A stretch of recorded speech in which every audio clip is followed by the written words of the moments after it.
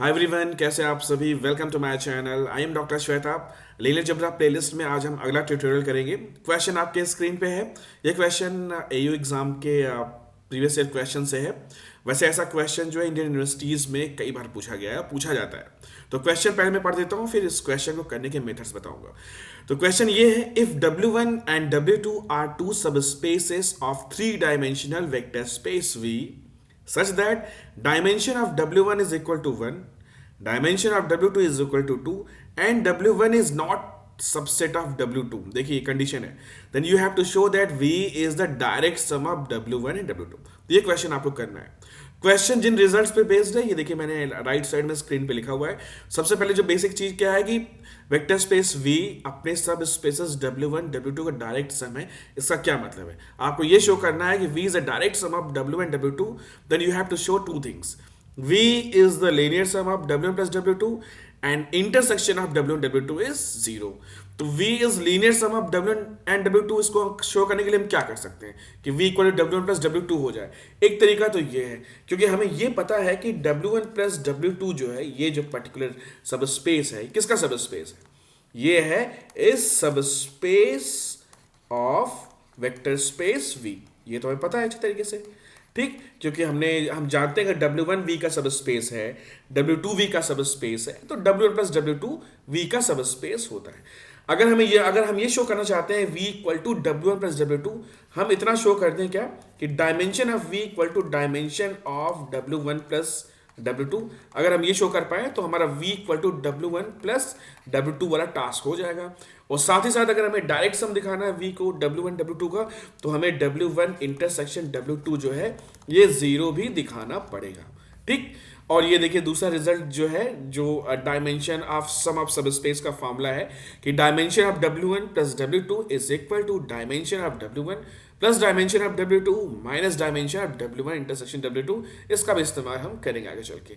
तो सबसे पहले जो जो चीज़ गिवन है उसको हम लिख लेते हैं। हमें क्या क्या गिवन इन्फॉर्मेशन है। क्वेश्चन में क्या दिया गया है? W1 and W2 are two subspaces of a three dimensional vector space V। मतलब जो वेक्टर स्पेस आपका है, डायमेंशन ऑफ V क्या है उसका? 3 है, ठीक है।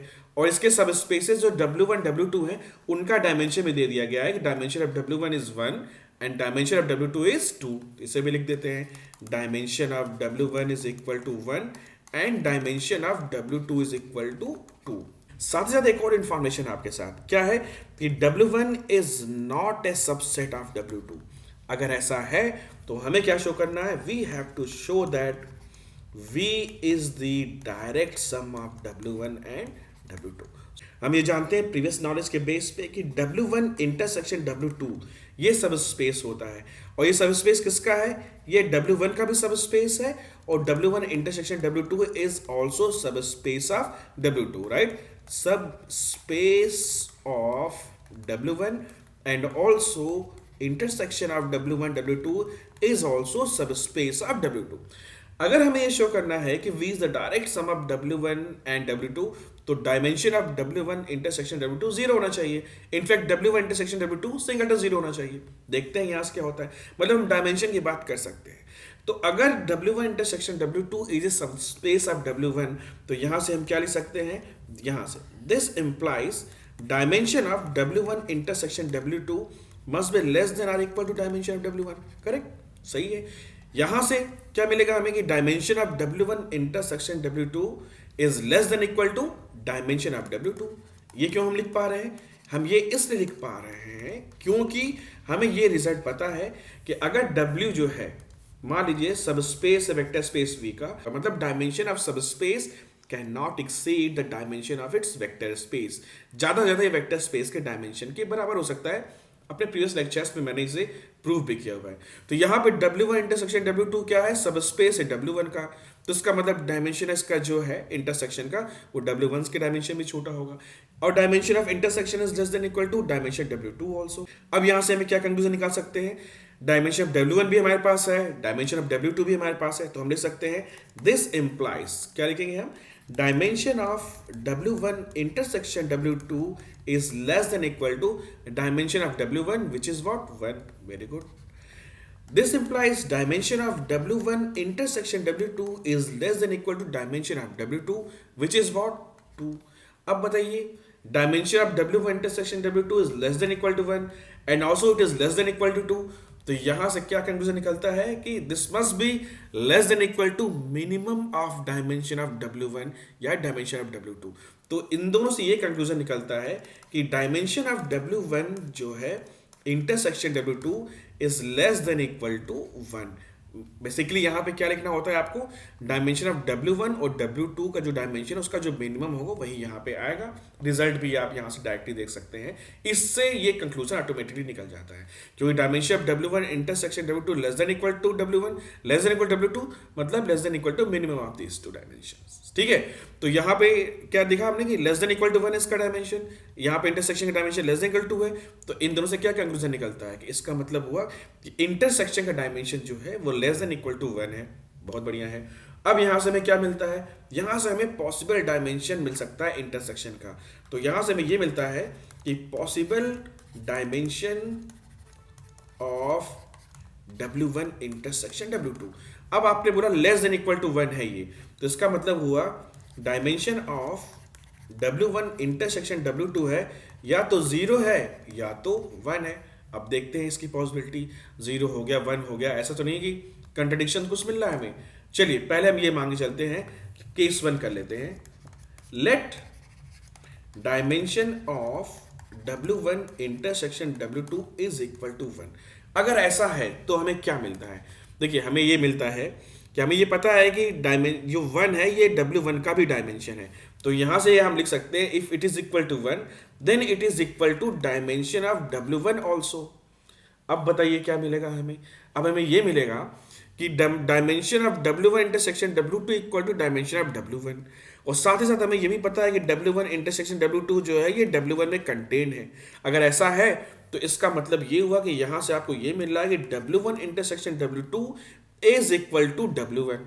ठीक है भाई, क्योंकि दोनों का डायमेंशन बराबर है और साथ ही साथ इंटरसेक्शन कंटेन्ड है W1 में, तो इसका मतलब ये हुआ कि W1 intersection W2 must be equal to W1।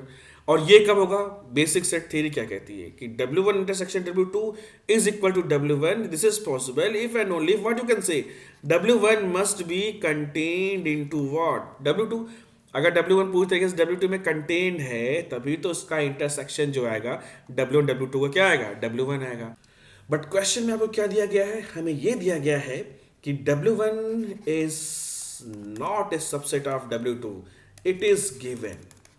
अगर ऐसा है तो इसका मतलब हुआ 10, ये जो हमने लिखा हुआ है कि dimension of W1 intersection W2 is equal to dimension of W1, it is not possible. 10 dimension of W1 intersection W2 is equal to dimension of W1 is not possible. अगर ऐसा है तो सिर्फ एक ही पॉसिबिलिटी बची, क्या बची कि dimension of W1 intersection W2 is equal to what, this must be equal to 0।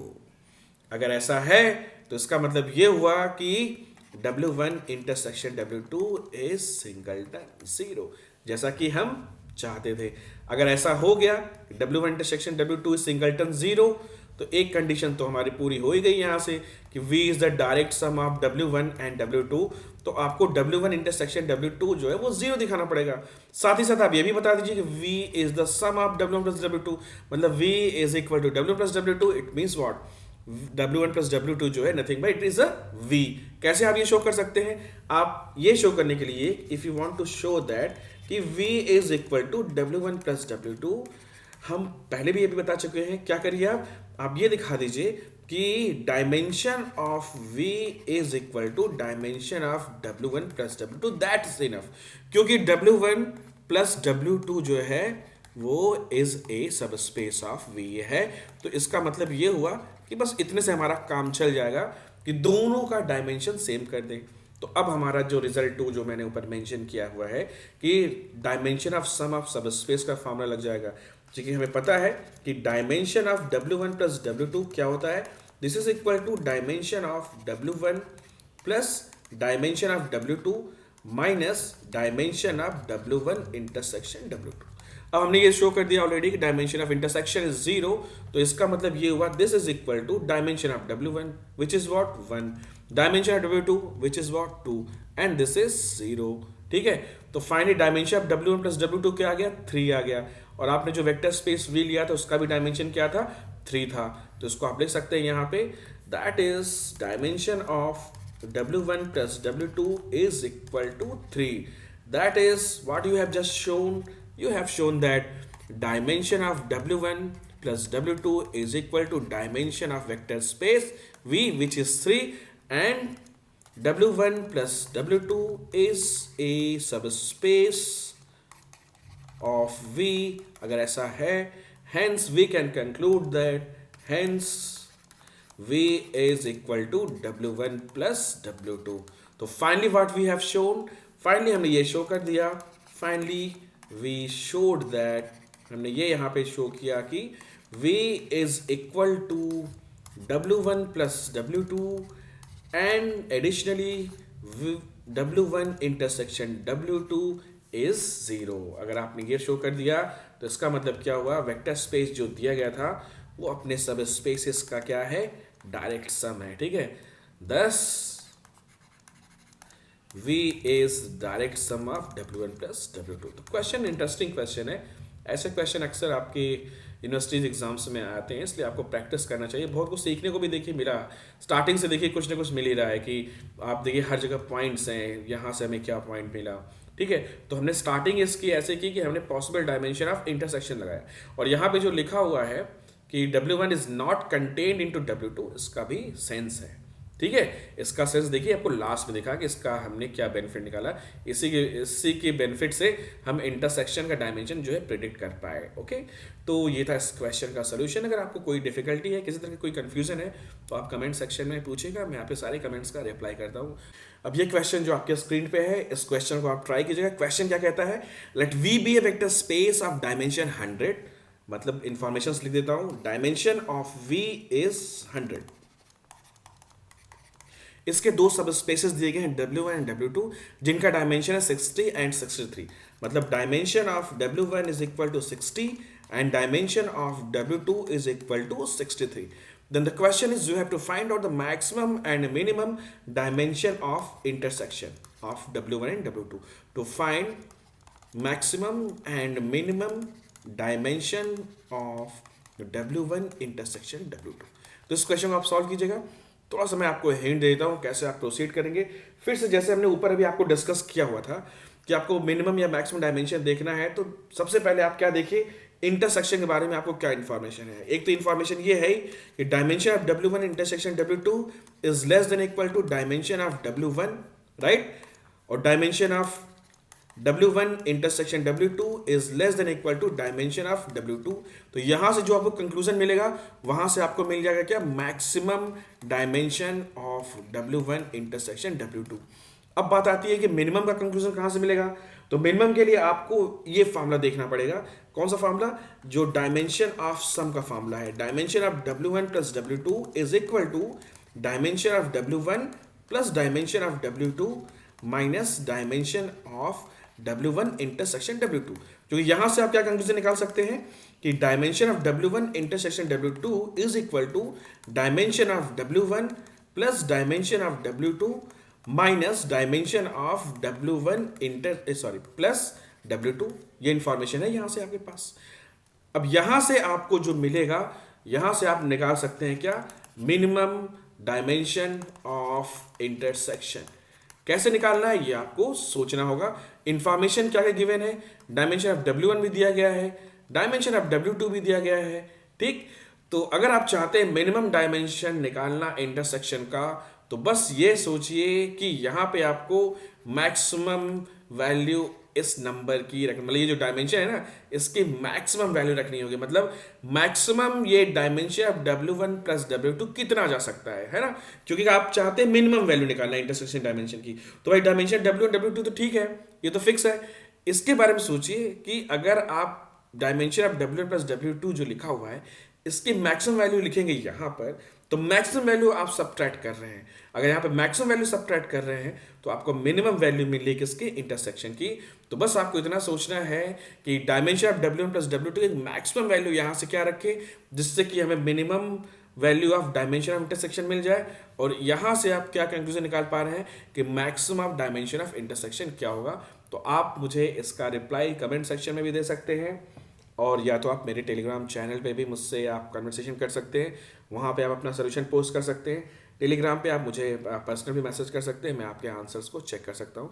वैसे मेरा चैनल है, मेरे लिंक बायो में आपका लिंक दिया गया होगा, आप उसे फॉलो करेंगे तो आप वहाँ पे पूछ सकते हैं, तो आपको जैसा सूटेबल लगे। आज के लिए बस इतना ही, फिर हम नेक्स्ट लेक्चर करेंगे कुछ और ट्यूटोरियल प्रॉब्लम के साथ। Thank you so much, keep watching मी, शुक्रिया।